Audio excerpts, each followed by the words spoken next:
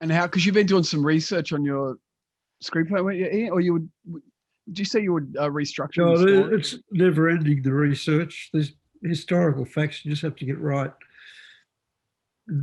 Look up one thing and you find another problem you got to address. I'm becoming very knowledgeable. Oh, that's good. Yeah. Yes. Yeah. Research is an interesting area because it does it really propels it forward, but then sometimes it starts throwing up so many new ideas or perspectives. So. Well, a lot of history is absorbed in fiction, you realise. Like, people who write historically in fiction sort of have to get their facts usually fairly right for the interpretation. And that's what makes sometimes fiction quite interesting, the same in films. Absolutely. And then we've got, how you going, Tara?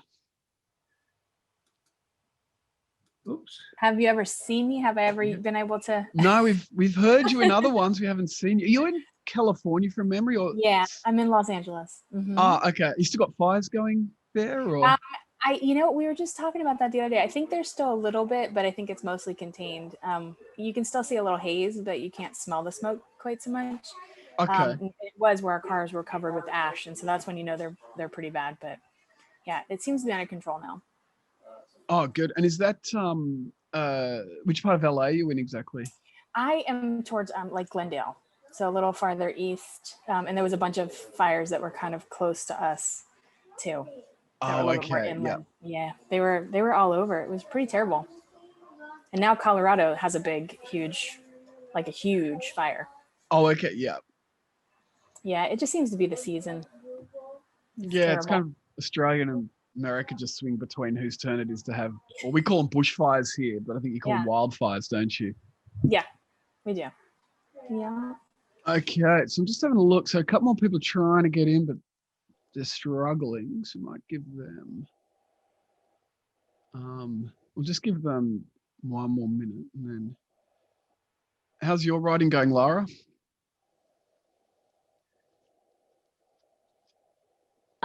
It's going, which is better than it was. So yeah. Yes. Yeah. I'm getting the creativity going. As far as the structure and things like that, I'm trying not to get too caught up in that because it was just more about getting the flow back. So yeah, that's what I'm doing now.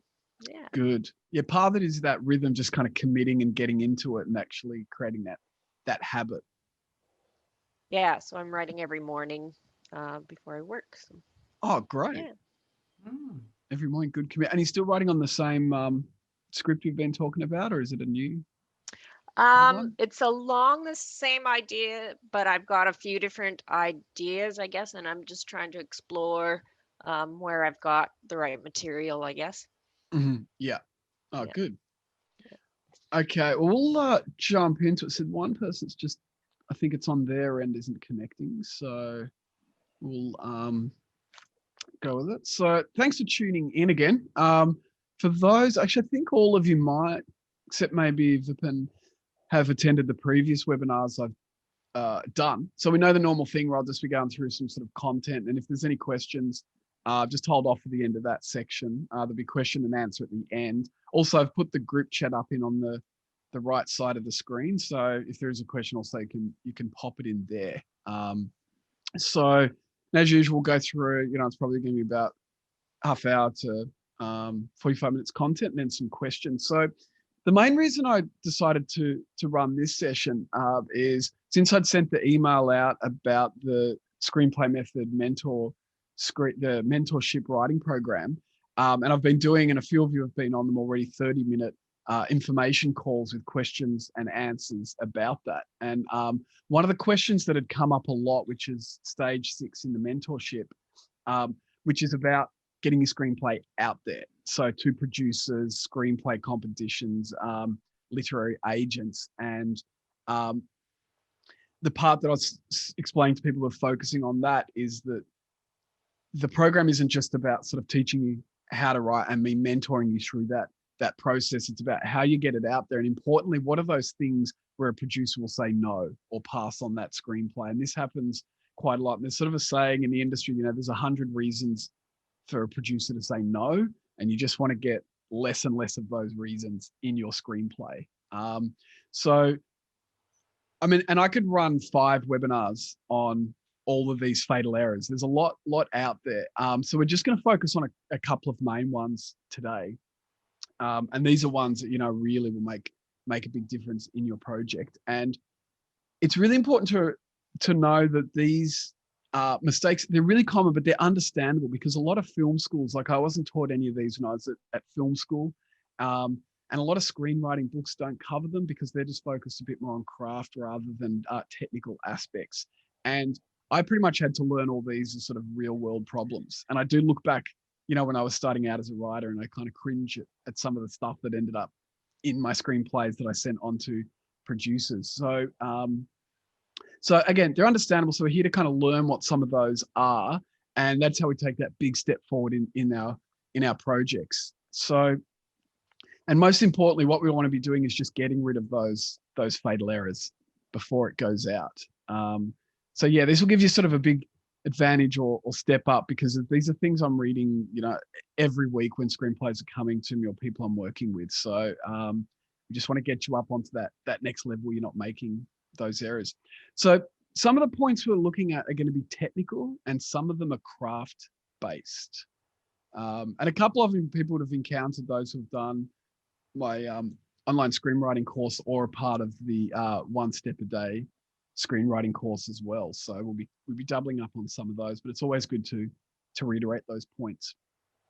So the first big one, and this is really around a craft bit, and for those who have done courses will know about jumping straight into writing your screenplay. So a few of you would have heard me talking about this beforehand. And what it does is this is the one that it ultimately shows straight away when you're reading screenplays when they get sent to you. You can tell if someone's just had the idea and then they've gone, open up their laptop and whatever screenwriting program they use, scene 1, start writing the scene.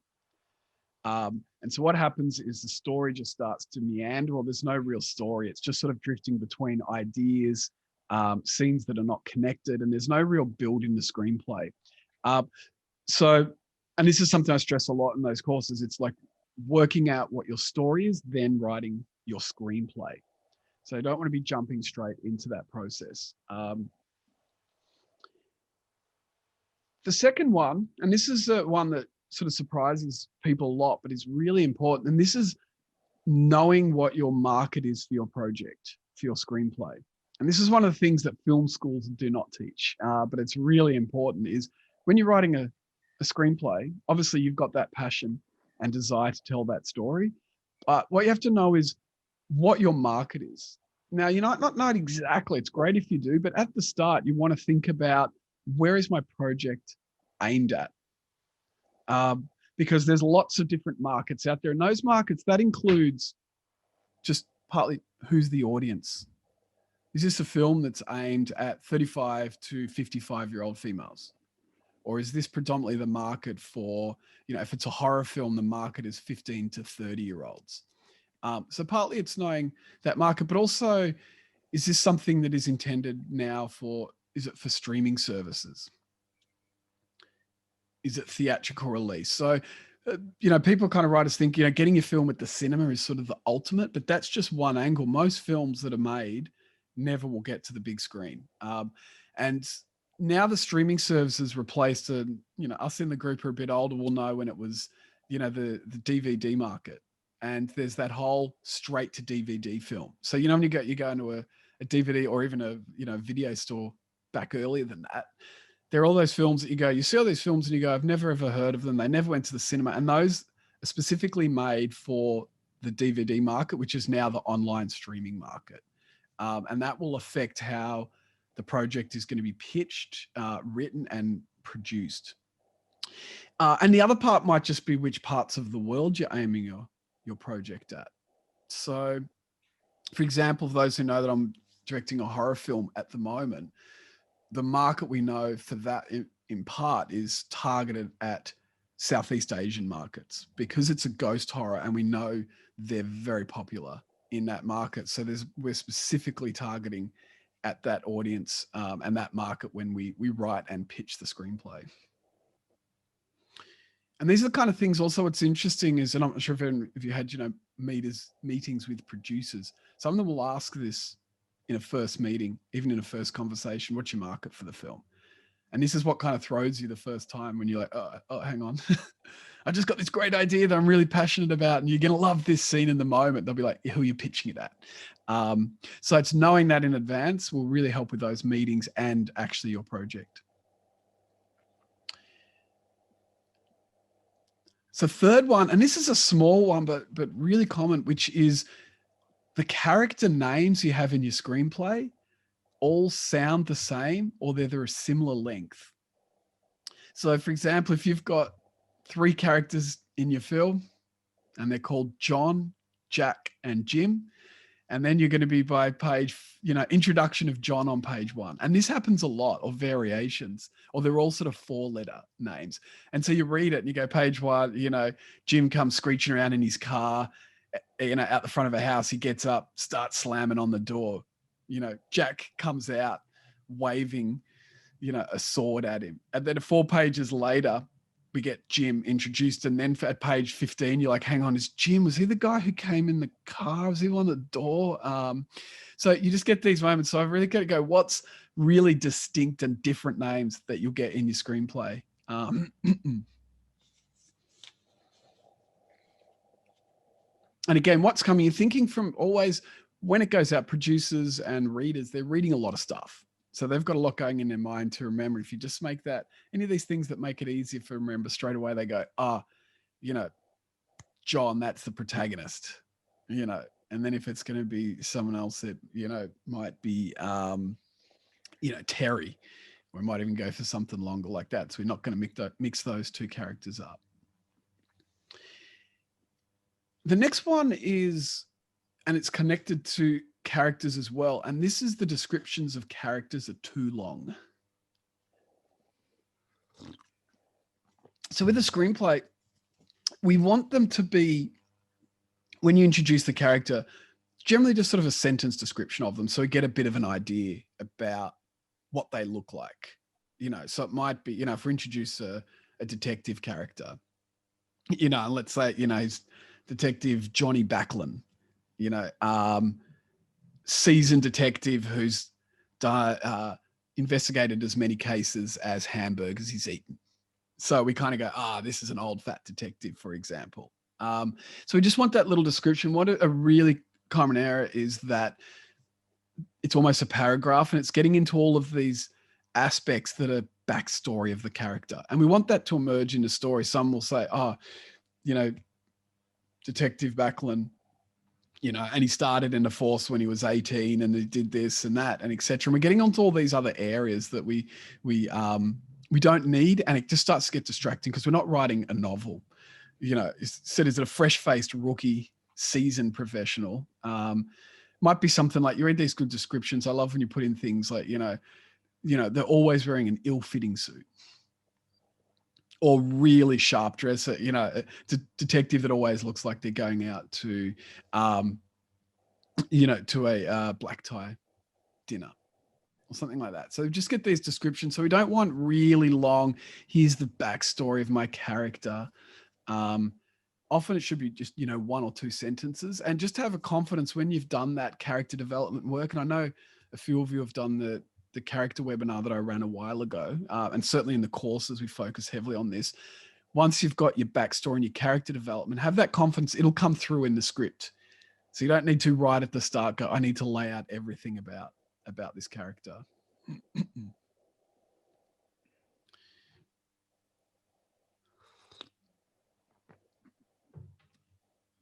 And one on a technical, as opposed to a craft, is typos and spelling errors in screenplays. This is a tough one, and particularly for me, this is something I have to be really aware of because I'm so focused on writing the scenes and when I get excited and I miss aspects of them. Now, a screenplay's got a lot of words in it. You've got 90 to 100, 120 pages. So there's bound to be a couple of typos in it. But the key bit is really early on. If producers reading a script and there's some typos and spelling errors in the first 2, 3, 4 pages, and they're seeing a couple of them, straight away they're just going, now I'm going to expect that there's going to be lots of them. So it starts to really accumulate. So I you know, over time as it gets read more, they get picked up, but certainly our focus always kind of make sure I'm really careful on that first 10 pages, not to have any typos or spelling errors.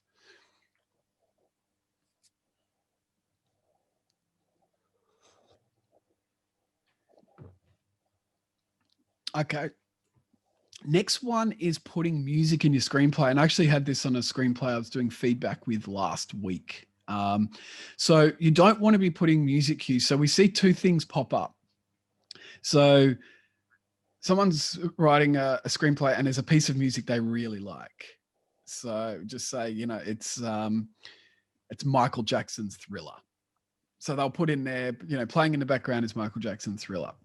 Now you don't want that in there for a couple of reasons. First of all, that costs a huge amount for that piece of music. So you're probably not going to get your hands on that. You might be spending, you know, a couple $100,000 to get the rights to it. So unless you absolutely know you can get that piece of music, you don't want to include it. And secondly, then you have to say, is it absolutely integral to being in the screenplay? So do you need to mention that piece of music specifically? Obviously, the exception to that is musicals, but you need to have that music yourself. So one of the women who's doing the One Step-A-Day Screenplay course at the moment is actually writing a hilarious musical, which I can't go into the details, but it's hilarious. So she's got to write the songs for it. So all of the songs are embedded in there because it's a musical and the story is being carried through those songs.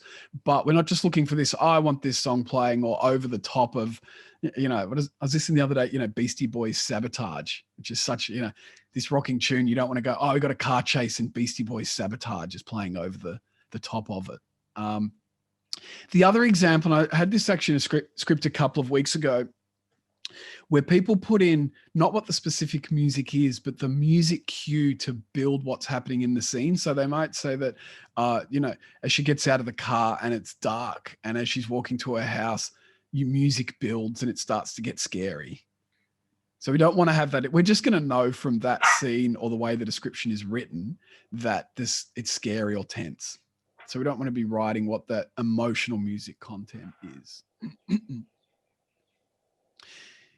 Having said that, the examples where we can, you know, use it, where it isn't an error, would be something like, you know, say, oh, it's playing on the background and the radio it's on the latest, you know, the local pop station. Or classic music is playing. If that's part of what the character is, maybe every time when they're working, they like to have this classic music playing in the background. So that gives us a bit about the character. We know there's music playing there, but it's just not locking us into something that we can't afford or get in the screenplay or create that mood externally. So it's part of the character within that scene.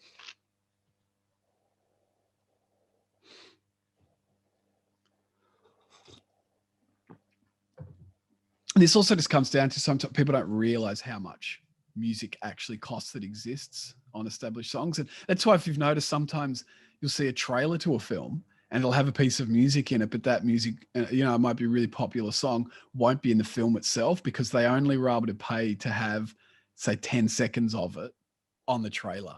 They couldn't afford it for the whole film. So you just don't want to stitch yourself up with that. Okay, one of the other ones, and this is also a technical based as well, which is too much big print. So this is the big print is the description of what's happening in the scene. So a screenplay is not a novel. And sometimes you pick it up and you see there's a scene description and it's half a page of going into all of this huge detail about describing what's happening in the scene and every minute action and lots of extraneous information that we don't need to be seeing. So it's something that is, because often it happens early in drafts because you're feeling it out, you know, and you're trying to get that visual. But once we're seeing too much of that, because what it means is the reader gets really caught up and distracted in this description and they're losing track of what's happening in the story. And also what it means is when there's too much big print, it takes a long time to read. And this is the other problem. You want a film, you know, for those who've done my courses, you know that one page equals about 1 minute. So if you've got lots of, you know, want a 90-minute film, you want it to take about, you know, an hour and a half to an hour and 45 to read. You don't want a 90 page script to be taking 3 hours to read. So it just starts to all feel very long with excessive description. And it's not a novel. So a screenplay is a piece of literature, or the film is the literature, but the screenplay is the blueprint. And the best fix for this, which I say in the courses, is just reading some screenplays that are out there. That'll help you avoid that mistake. Because the one thing you don't want when a producer is reading a screenplay is it to feel laborious.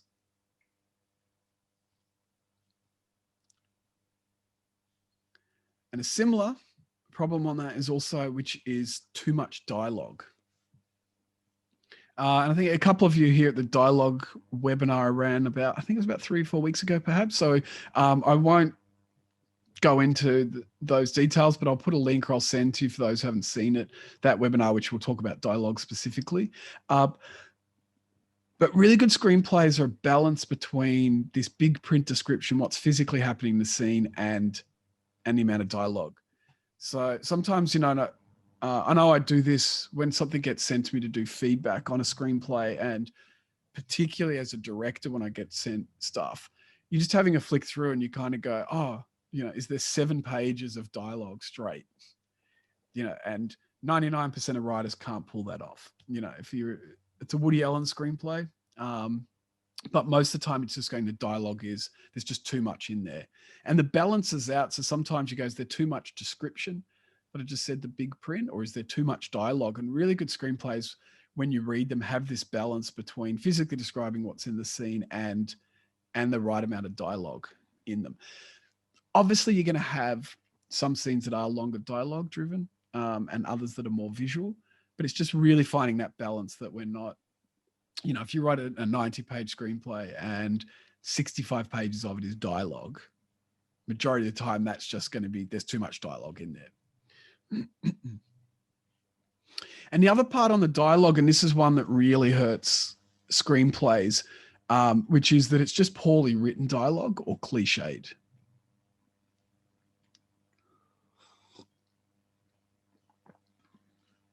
When you write good dialogue and good description, it makes that read, it just breezes through, you know, and that's when a producer's reading it next side to get excited, so they're not distracted by too much dialogue, poor dialogue, or too much scene description.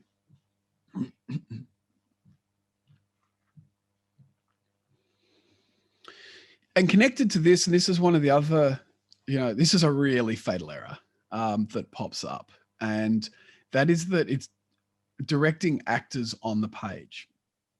So what happens, and I know, again, I've been through this with a few of you, but it'll be like every piece of dialogue has a description on, they're surprised, they're shocked, they're angry. And denotes every bit of, you know, they're cutting up something, then they walk to the fridge, then they turn on this line, and then they say this angrily, then they grab something out of the fridge, then they slam it, and then they look at them. So it's this over-directing of telling them what every emotion is. They're shocked, they're scared, they're angry. With good dialogue writing and knowing your characters, that's what the director and the actor is going to work out. But when it's embedded in the scene, in the subtext, they're going to be able to sort that out and find what that interpretation is. So they don't want to read, oh, you're just telling me moment by moment, this is how you have to think and react in that. And again, it's really common for the fact that I know as writers, you know, what you're doing is you're feeling out the scene still. So you're trying to get your head around visually and exactly going, this is how I exactly want it to kind of play. So it's understandable, but you need to be starting to pull that stuff out because it distracts. And also there can be different interpretations of how that moment will play out. And the other big one, and this also really stands out to me, not only as when I'm working as doing mentoring, but as a director, and this is directing on the page, which is the same. So rather than directing the actors, you're directing the director now as a screenwriter. And I understand the temptation to do this, but you don't want to be falling into this error. So this is kind of putting shots in your screenplay. Now you can have, you know, you read screenplays and it might at the start of a scene say, tied on clock, pull back to reveal, you know, Martha is washing blood off a knife in the kitchen or something like that. So you can say this sort of tied on and then we pull back. Even then we're starting to get in a bit of a dicey area. But what we don't want to be doing is cut to a close up of Martha washing blood off the knife. Wide shot of the kitchen. Her husband's lying there dead. So we don't want these shots going in there. The director, that's what the director's job is, to work that out. And again, no, it'll come across in the way, if you've got good screen play descriptions and big print, that will come through on different ways that you're going to approach and shoot it. And the reason you don't want it in there, it's not so much, well, in part it's telling the director how to do the job, but the other part is it just becomes really distracting. When you're reading a screenplay, what they're just looking for is how does the story flow and the events, not how we're going to break this down sort of scene by scene. Obviously that stuff will come across a little bit, if we sort of go, blood's pooling on the kitchen floor, the clock's ticking loudly, Martha's washing blood off the knife in the sink, we would sort of go, oh, well, that will suggest that maybe we're just down on a high angle looking down at blood trickling in the kitchen, and then we're cutting to a clock, then we're cutting to a close up. So it's kind of being suggested. We just don't want to put those shots in themselves.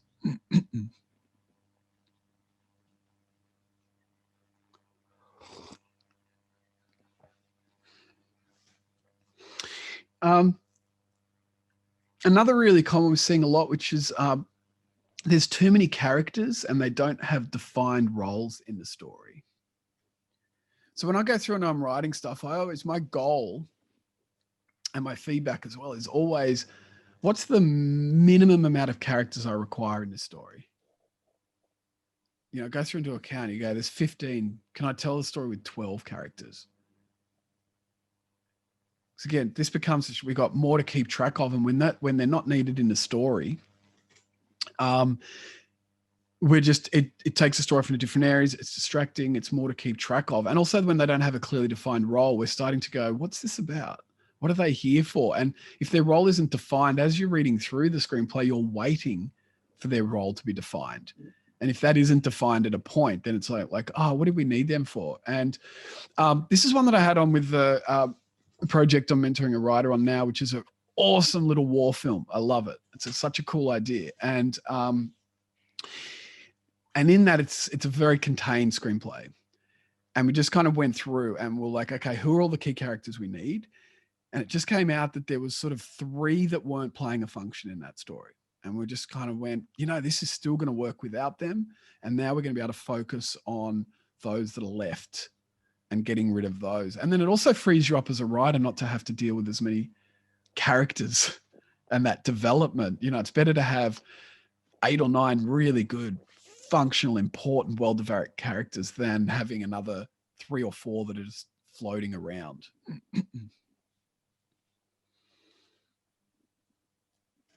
And then these next 2 points are very much connected, which is that there's no conflict in the story.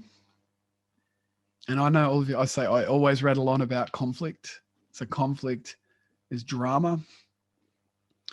And that there's nothing happening for long periods of time. So sometimes, you're reading and you go, oh, I've been reading for 5 or 6 pages and I feel like I'm just getting information. Nothing's actually happening in the story. And usually because there's no conflict or there's no goal. So the character's not striving to get something and coming up against conflict.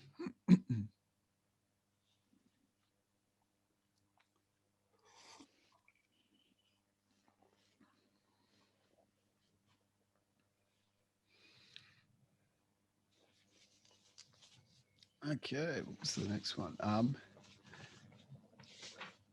one of the other ones seeing a lot, I'll get these a couple of the biggest ones that we're coming to. And this is the one I kind of learned the hard way. And this is not getting a fresh pair of eyes to look at your screenplay. So it's the whole, you can't see the forest from the trees. So probably the biggest error is to just write your first draft of a screenplay and send it out. There's so much to take into account, and this fresh pair of eyes, and I do it when I'm working as a writer myself. I've got co-writers and other writing colleagues, or I get script feedback, which I've done in the past. because what often happens is what's in your head is not clear on the page. So I get this all the time, you know, and you reading some sort of stuff and you go, oh, okay, what's happening kind of in this scene? Like I'm not getting what is going on and what its purpose in the story is. And then the writer always go, oh, it's this, this, and this. And you go, oh, okay, that's just not coming across on the page. And I know I have this as well when I was, you know, stuff that I write, send it to writing colleagues, and I'll sometimes go, I just can't work out what's happening in this scene. So getting that fresh pair of eyes is so crucial. And it also not only helps you with making sure what's clear on the page, but it just gives you that perspective when it's things like, oh, you know, this is too long, or it starts to drift, you know, these 4 or 5 pages, it started to kind of lose me. Can we cut them back down? Can we get them earlier? Can we change the focus of those scenes? And this is a tough bit because you're really down in the trenches and you're very close to your screenplay. That's the other bit. It's like you're this close, and sometimes it's taking that step back. And a good thing is when you get that fresh pair of eyes and that feedback, it often good stuff. It'll detect a lot of these problems we've been talking about.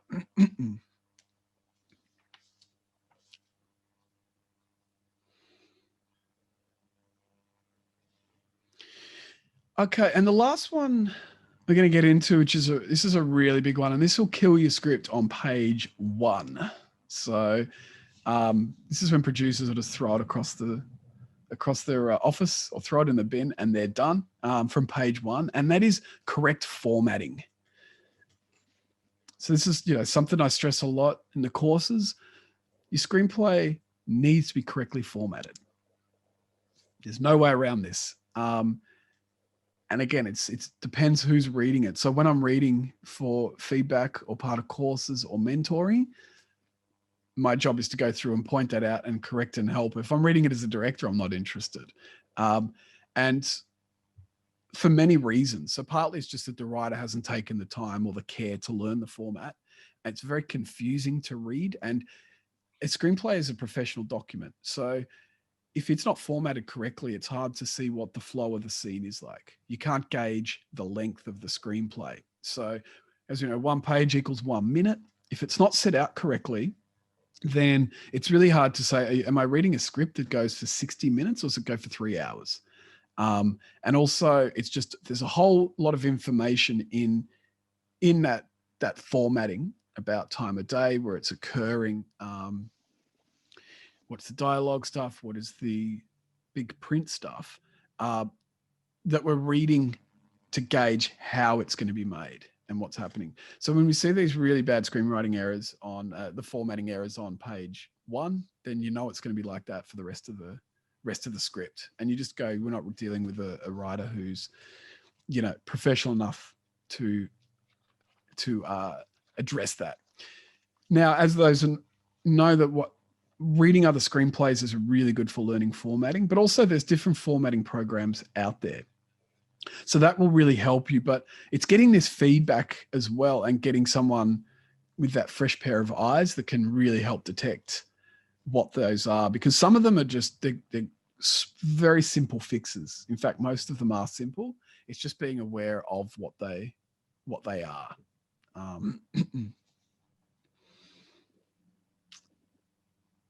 So just before we get into any questions on those, as I said, I could probably run a webinar every day this week on lots of different ones.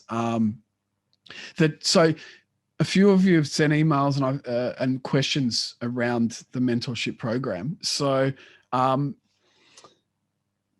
rather than sending everyone out an email, I'll just go through a couple of things now. So the way it works is it's 6 one-on-one video conferences where we're going to be covering everything from brainstorming ideas, giving feedback, addressing what needs to be focused on, and devising a plan and a strategy, which is a big thing for writers that I work with, going, here's our plan, this is how we're going to execute it. And also teaching what the screenwriting craft is. So part of the mentorship program is you get the 1 Step-A-Day Screenplay, and I know a couple of you are already part of that.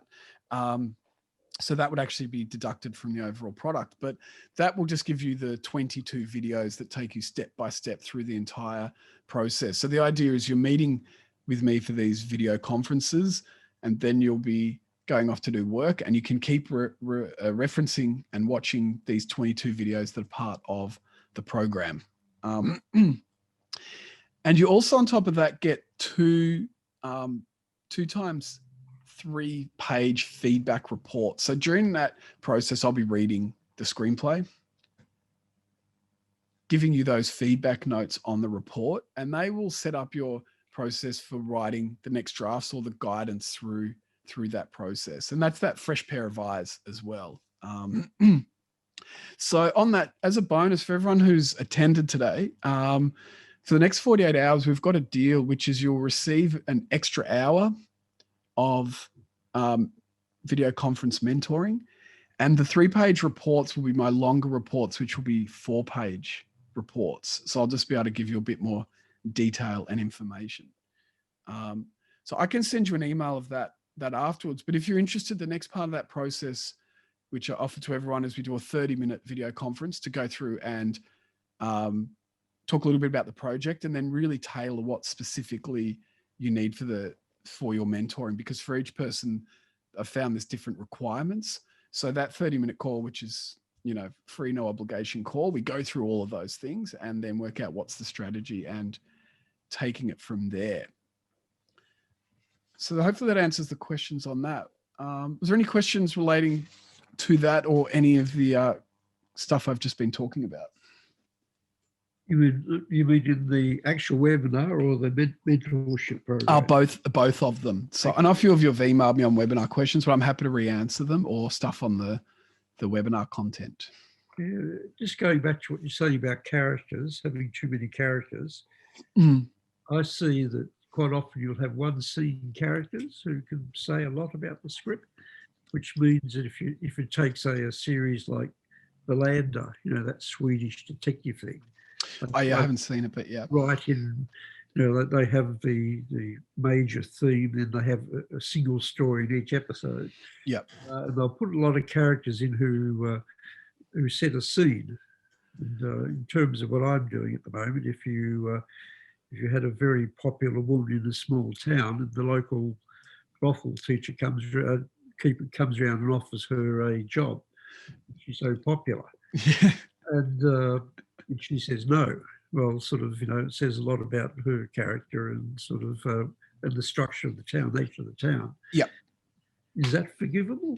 Yeah, absolutely. And this is why there's no magic number on how many characters. It's just about, I always kind of go, what's the minimum amount of characters you need to tell your story? So that might be 55 or it might be 2. So it's just what's required. And so those are examples. If you need a character that in the story, then they have to be in there. And we do see this idea of, which is a good point, some characters are only in one scene. And we see this a lot in detective stories. It's an interrogation scene, or they go to a place and they ask, the person was at the bar and they're asking the woman who works at the bar, what time did they come in? Oh yeah, they were acting strange, et cetera, et cetera. Then the detectives move on. So we see that a lot. Even Misery, which I know we've used that in courses for screenplay analysis. And then there's the character who works at the guest house or the hotel that the writer works at. When right at the start, when Paul finishes his screenplay, we only see that character in there once because we just need a key bit of information. So you just go, if I need them, keep them in. If I don't, get rid of them.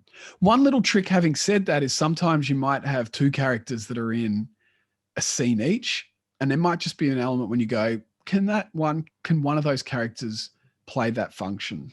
Can I use them twice? You don't have to, but that's just one of those, what's the minimum amount required? Yep. Just going to another question, sort of what I got before. This description of a scene, if it's a scene without a dialogue, where you sort of maybe setting the foundation of the film, if you remember the old James Bond movies, they'd run through the credits, some sort of incident where there's no dialogue, it's just all action. Um, I see that as you need to be fairly descriptive what your intention is there. Yeah.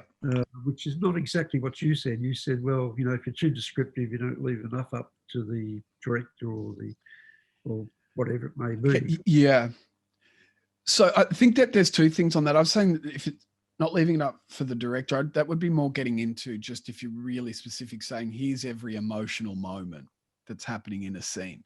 And the scene description, when I talk about there's too much, it's not that there's too much action going on. There's just too many words explaining that action. So, you know, can it be, you know, if you're looking at a screenplay, can that little bit of action, can it be described in that versus that amount?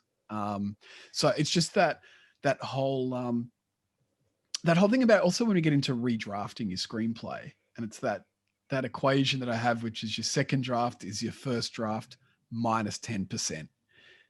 So if you've got a 90, you know, your first draft comes in at 95 pages, then you go through and your first job is to remove 10 pages. Automatically, it's going to get better. And part of that will just be getting your descriptions tighter. You might have a sequence that goes on for, it might be a chase sequence that goes on for 5 pages. Might be big action. There's no dialogue, which is completely fine. Last night I was watching Terminator 2 again, which is such a great film still. And there's just very long action sequences. And if you read the screenplay, it's pages and pages, but it's just the description of what's required in that scene for it to happen. It's not excessive description. Or we often see this not so much in action scenes, but when I'm reading stuff that is just setting up a scene. You know, so they're describing lots of stuff in the room and they're getting into detail, and then they're talking about characters' backstory, and some stuff that's going to happen later in the screenplay. Like one thing I was reading, and they're saying, oh, they're preparing because they're going to go and do this drive to go and pick this person up. And there's a bit like I'm going, in that scene, all I need to know is they're preparing. Because the next scene I see them driving, and the scene after that I see them picking them up. So just describe what's happening in that scene.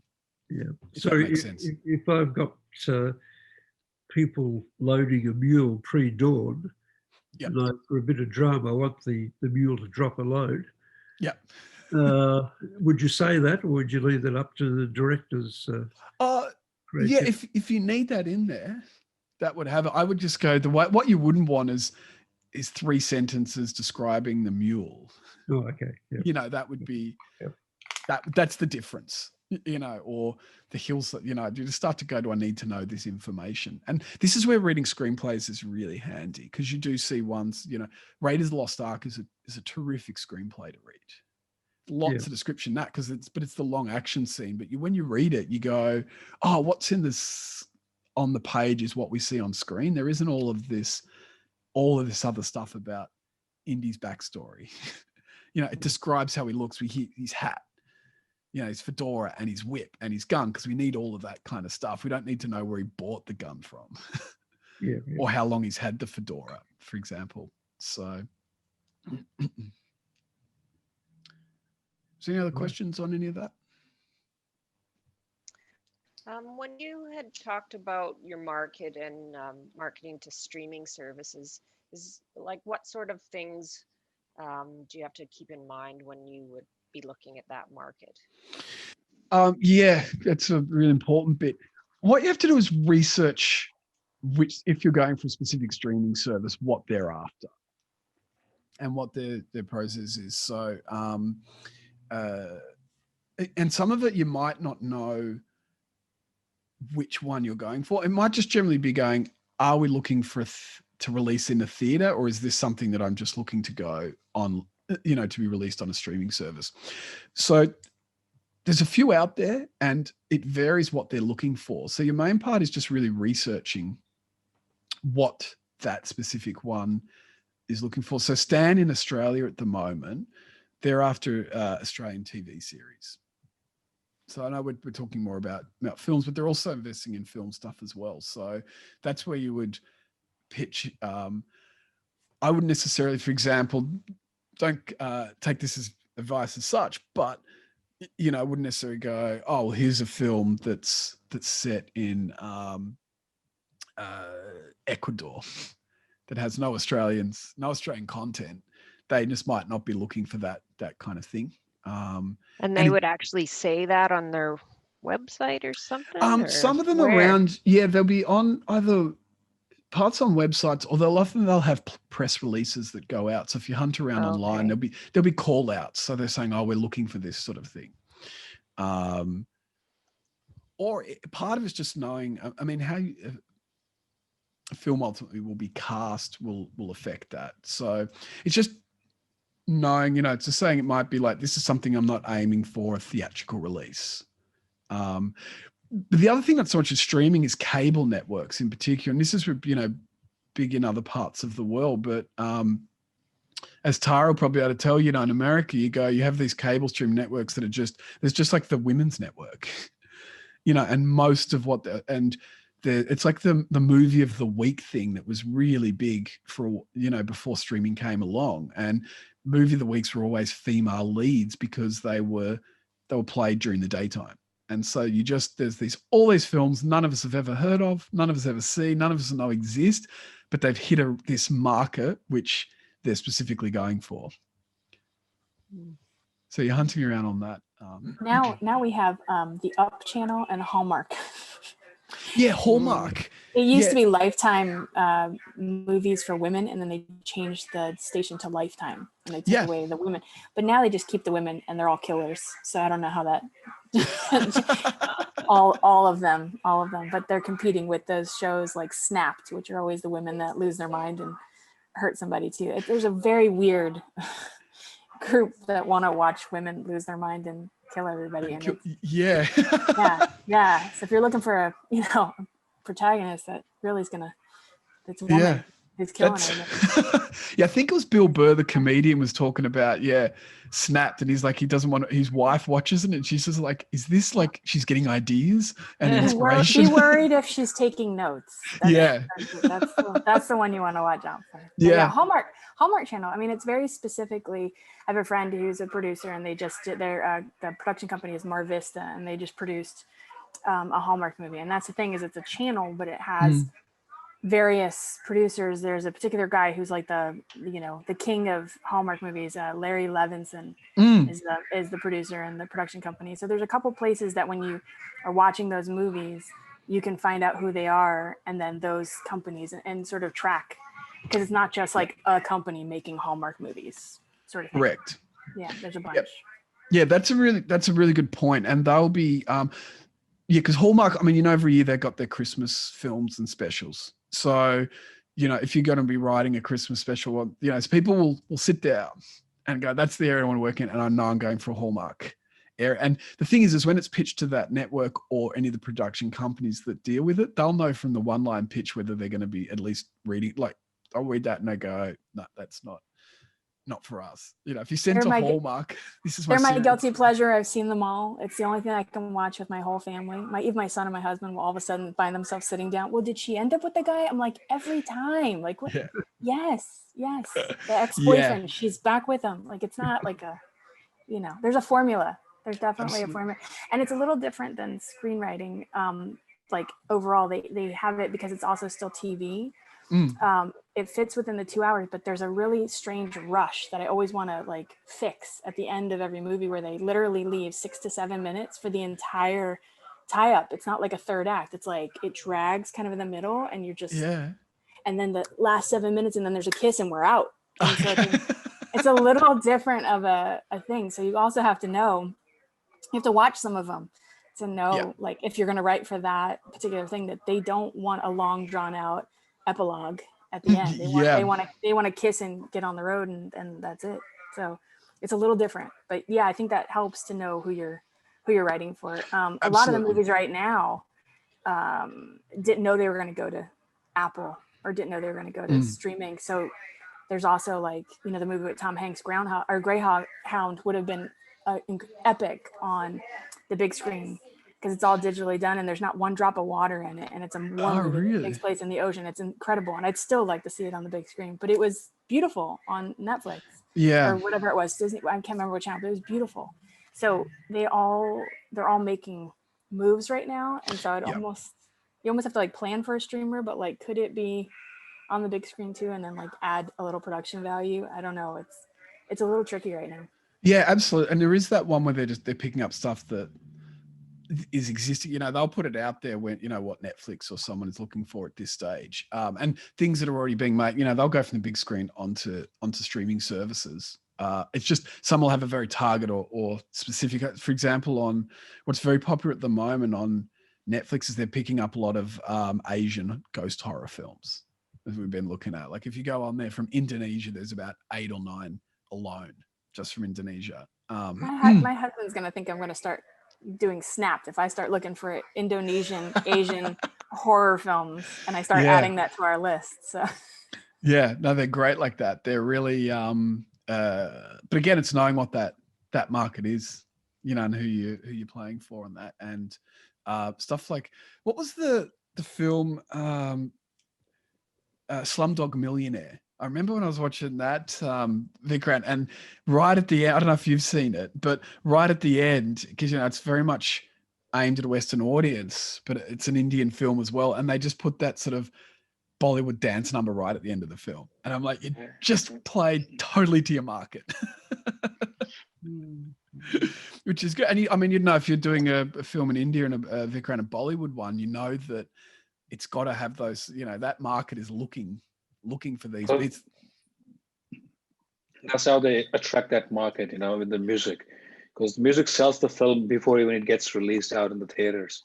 Yeah. So yeah, they do that. And but also, you know, I mean, it's got to be a love story. Yeah. It's got to be, you know, dramatic, big numbers and colorful and all. Yeah. So that's, if you know that and then you go bang, you hit what they're looking for. Just like you said, the market, you know, they know their market and that's what they do. They try to cover as many sections of society as they can. And Okay, so I've got to wrap up in a minute, but is any last questions on any of that? I think mine, all questions you already covered in the points. Excellent. And Well, you've just, because Vikrant just finished one of my courses, so some of that'll be fresh, you know, with the formatting and those sorts of things. With the formatting, it's easy just to pick up one of those sort of software packages, isn't it? One of those like Celtics, whatever it's called, or Celtics. Yeah, Celtics, and there's one I actually haven't used yet called Fade In, which is quite popular at the moment. I use Final Draft, which does the trick, and by looking at some other screenplays, that'll help you out as well. When you read them, that will start to show you what that formatting is and how it works. Yeah. Do you think there's anything different in any of these errors that will, if you're writing like a contained movie, like if you're including something where now that the world is sort of Zoom friendly and you're having, you know, people are doing more FaceTime and stuff like that, are there any things that you would have to do special with any of these in those sort of scenes or that sort of realm? With the formatting of the script? Yeah, the formatting or like how you're making dialogue happen so that it isn't just like he said, she said, we go back and forth to screen and how you write that. Would that be a little bit different? Yeah, I mean, technology changes bits of it, but it's sort of still the same. I mean, often it might be the difference, which would be, you know, saying something like insert screen, or it would be something like, yeah, I mean, Zoom's very new technology. So if you're writing a scene like that, it probably, you know, I'd say it's a Zoom meeting and the two people are on it, you know, on the Zoom screen. And then I would just play it out as a normal dialogue because the shot would be on the screen. So just reference that you're doing it, or that there's, you know, you're seeing the screen, and then just leave it sort of in the description and then have a normal scene. Okay. Yeah, for sure. Yeah. You wouldn't want to go this screen and then this screen, or this and then back like that. Yeah. I was just curious because there's going to be a lot of those. You're going to see a lot of them. Yeah. And a little bit, it's like when mobile phones came along, and then, you know, you see all these scripts and it's like insert mobile phone, and then it'll say on screen, and then it's what you read on screen, and then it'll say on scene, and we know we're back out on the character. So it's just it's kind of the same thing, just tweaked a little bit. So Vipin, yeah, on that note, I was telling that last night I presented a Zoom theater play with about 2,000 people audience. So when I wrote the script myself and I was directing that one, and I keep all those notes, when to keep the camera on and off and what to change. Like if I have the suit and dress, I had to take that jacket off and switch off my camera and switch it on with the jacket off, and Oh, okay. Yeah. who is to be on and who is going to be off. And for I'm passing the papers to you to sign, so I'm giving it like this. So all those notes have to be there because of the Zoom play. I was doing the play on the Zoom. Wow. All those notes have to be there in that one. Yeah, the technology sort of Yeah. changes it all around. That's for sure. Yeah. But I got a good technical knowledge about how to present theater play on the Zoom. Yeah, that's a good. Maybe There are a lot there's of whole interesting course things on in that. A lot of learnings in that. Yeah, and it's technology always sort of shifts or plays around with that. But again, And the I would way I just- change the script, the way Pardon? I change the script is that I try to keep longer dialogues for one person, trying to avoid too much of conversation. If the scene could be better built with one person depicting things strongly, I mean, that will not be in the real life, but because of the Zoom platform, it is more effective, Mm. show it more visual. Yeah, it's interesting how those things shift or adapt based on that technology stuff. So, but yeah, I would think you'd play it out as a normal dialogue exchange. Once we know it's we're on a Zoom chat, then just write it as a normal exchange. I just have one last thing. Do you recommend having like not cast in mind, but someone that you're sort of writing for when writing your dialogue? And I asked because I was listening to a podcast recently. It's a producer's podcast. It's actually really great. This guy, Todd Garner, who's been a big producer, called The Producer's Guide. And they do a lot of interviews with producers. And originally Bad Boys was going to be John Lovitz and Dana Carvey, which is a very different movie. Yeah. And Will Smith had never done a movie, Martin had never done a movie, and Michael Bay had never done a movie. So it was a real risk. Wow. Yeah. And so okay. that coming to the table and a producer is saying, hey, we're going to switch all of this. It's obviously very different. So do you have that in mind when you're... Yeah, I have. There's that bit about who's my ideal cast member for this role, and I'll have a type in mind when I'm writing it, but I'd never kind of go, this is Clint Eastwood, because if you can't get Clint, the film doesn't work. You wouldn't, but we'd go, what's a Clint Eastwood type? But that would be an error, right? If you're literally like, this is Clint Eastwood. I mean, you could say Clint Eastwood type, but you wouldn't really like say I'm writing this for Will Smith and it only isn't like Will Smith's voice kind of thing. That would be something that could go wrong. Well, you could do that. You just got one chance at that. It's him saying yes or no, and it would be retweaked if he got in on it. But I would just more go, I wouldn't even say necessarily Clint Eastwood type. If I was describing a character, I would just go, how would I describe Clint? But you're more going, this is kind of how I'm seeing it, who could play it. And that does really help. But yeah, I'd never narrow this down to, it has to be them, because, if Clint says no, then or if Clint is no longer with us. Yeah. There's a lot that could go wrong with that. Yeah, that's true. Okay. And there is only one Clint. That's the thing. But if you're going with that description of the sort of, or at least having that in mind, because there's plenty of actors that could go into that bracket that are not Clint. So is that? Oh yeah, Vikrant. David, pretty much the subject that I'm working on. Yeah. So, and it's predominantly been based here in Sydney, in Australia, 90% of that. So how would you rate that as something to be pitched to Stan, or can that be termed as an Australian subject, or can that be termed as a international? How would you? Yeah, it would be both. I mean, Data Center, it's a co-production with Australia and India, so you're actually hitting some different markets. So I'd be hunting around to find who's screening or which market that's playing on, because you actually potentially have got an Indian market and an Australian one.